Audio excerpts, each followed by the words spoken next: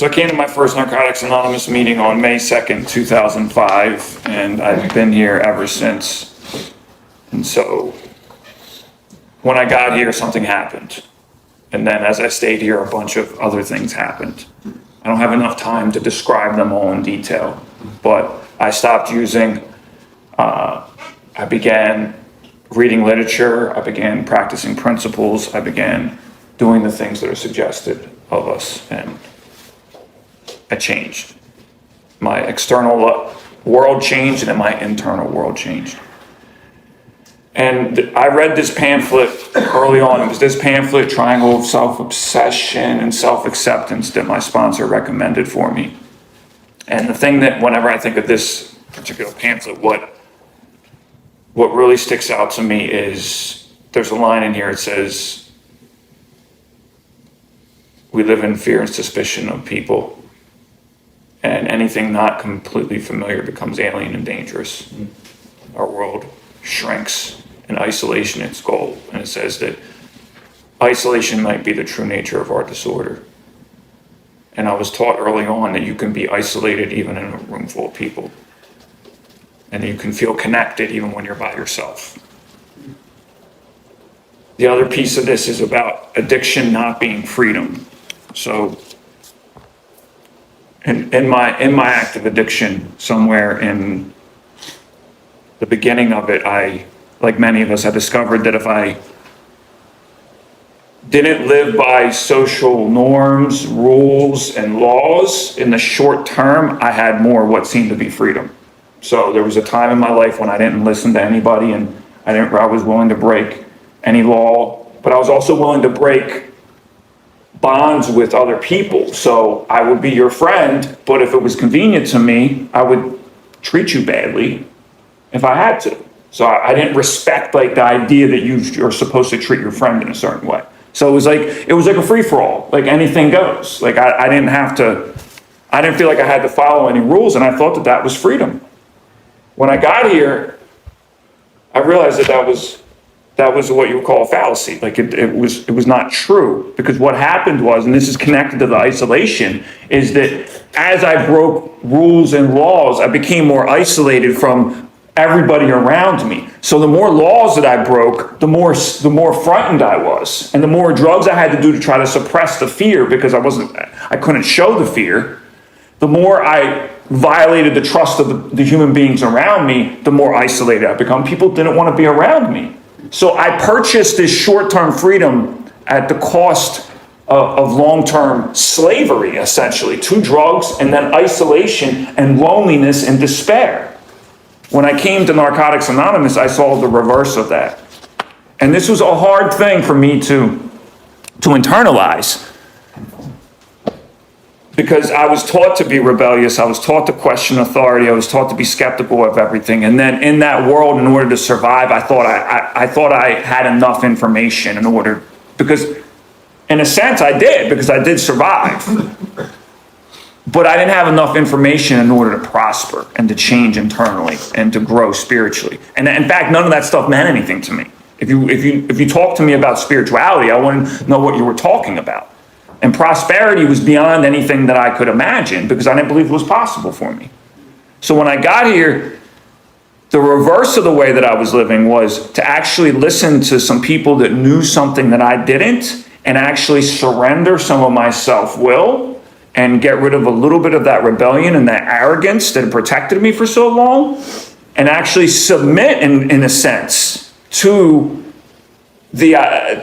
sometimes to someone else's authority, and then submit to essentially a bunch of rules.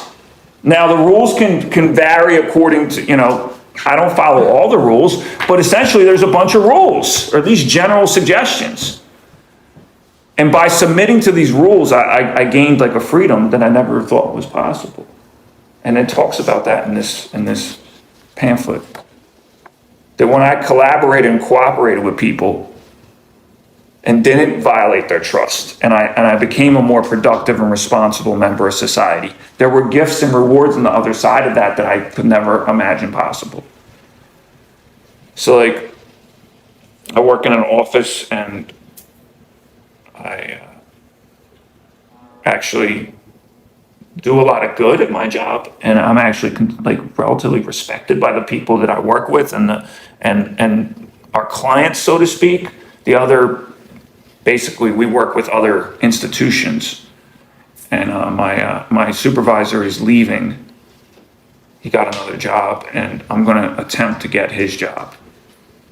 And this is very strange to me because there was a time when I never wanted to be in an environment where I ever had to like be like I got 7 bosses now, and it was not possible for me to like listen to one person, much less 7 people. And then the other piece of that was I wasn't necessarily ever comfortable with giving other people directions or orders. And if I take his job, I help people underneath me. And technically right now, I sort of have authority over some other people too. And then at my part-time job, I'm a supervisor too, or an assistant manager. And the reason why I share that is because I only learned the skills to be able to navigate that through Narcotics Anonymous and surrender. And this idea of goodwill. In my addiction, the relationships were characterized by fear. And it was like, how do I explain it? It was either me or you often. There wasn't an idea that, in some senses, there wasn't a future sometimes. Like I couldn't see beyond today and tomorrow. So to cooperate with another human being towards a goal didn't make a whole lot of sense. Like I needed to take what I could from the moment, and then the next day I'd find someone else to kind of take something from. And to change that mindset took some time, but by not following a sponsor's direction, by, how about this, cooperating with home group members, being in service, like being able to take when somebody makes fun of you in a well-natured way. there was many times, for many years, I couldn't take that.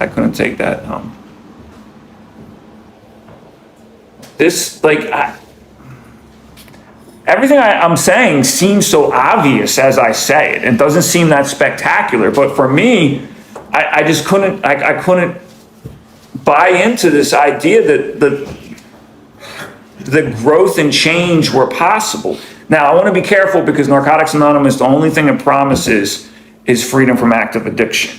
But at the same time, it talks about here, and I love this line, it says, with freedom, life is a meaningful, changing, and advancing process. It looks forward with a reasonable expectancy to a better and richer realization of our desires. So in other words, we're only promised freedom from active addiction, but in my observation and my experience, we get a reasonable chance at a good life. Well, however that's defined, like it's going to be self-defined. Like my idea of a good life might be different than your idea of a good life. But whatever it is that we want, we get a chance at it. Maybe not everything we want, but there's a lot of things that I've been given that I didn't know I wanted, and now I like them. Like for example, being a leader, being trusted, being given some like authority and the ability to help other people. I didn't know that I would like having that or I would enjoy having that because I didn't think it was possible for me because I wasn't that type of person.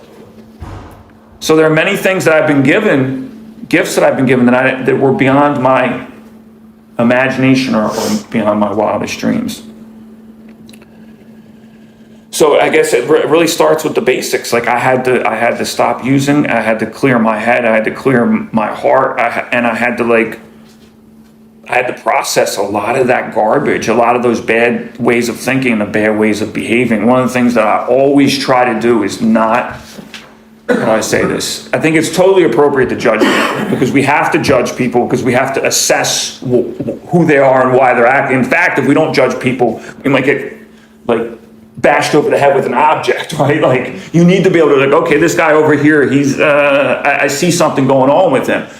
What I don't do is think that person is beyond help or think that person is not deserving of help or the person doesn't deserve to be here.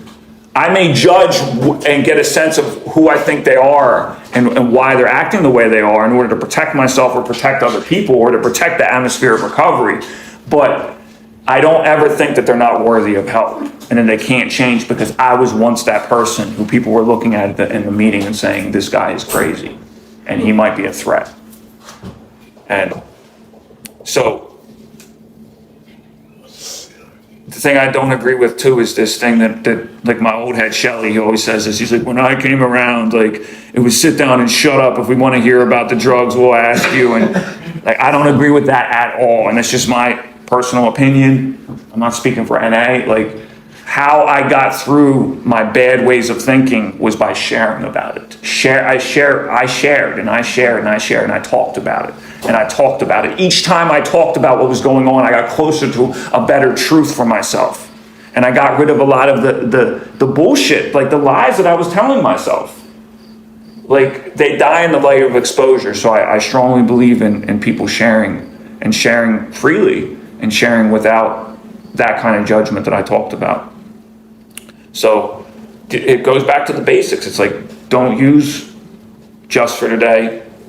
Go to meetings, share at meetings, try to get in any kind of service, practice some form of prayer or meditation, get a sponsor, talk to your sponsor, like pick up this, read it. This thing, I sponsor several guys now. What I always tell them is this is not homework, this is a guide. It says it's a guide. So they'd be like, I'm on question 35 of step 8, and I don't know what this means, and I'm stuck on it. I'm like, skip the fucking question. Like, seriously, like, what are you talking about? Like, we'll go over it.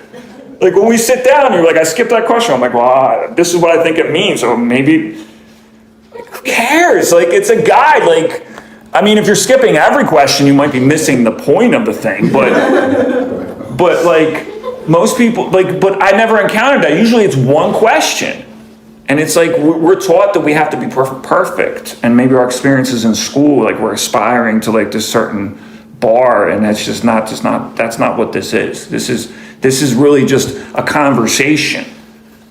Like this is not separate from listening to other people. This is not separate from going to meetings. This is not separate from hearing speakers. This is not separate from your own value system. This is not separate from your own beliefs and spiritual belief system. It's not separate. Everything comes together, and we talk about like what it means to live without the use of drugs and then live without defects and shortcomings and live with other human beings. Like this is what we talk about. And we figure out, we problem solve through all that. And if this isn't helping you, then it's not doing its purpose. So like I strongly believe in that. And I believe in using the phone when you're in pain. Like call people when you're in pain. I still do that. I'll call people, and I don't, sometimes these days my pride has returned in some ways where I don't want to call people when I'm in pain because I feel like maybe I should be able to like manage this on my own. Or actually, here's the exact nature.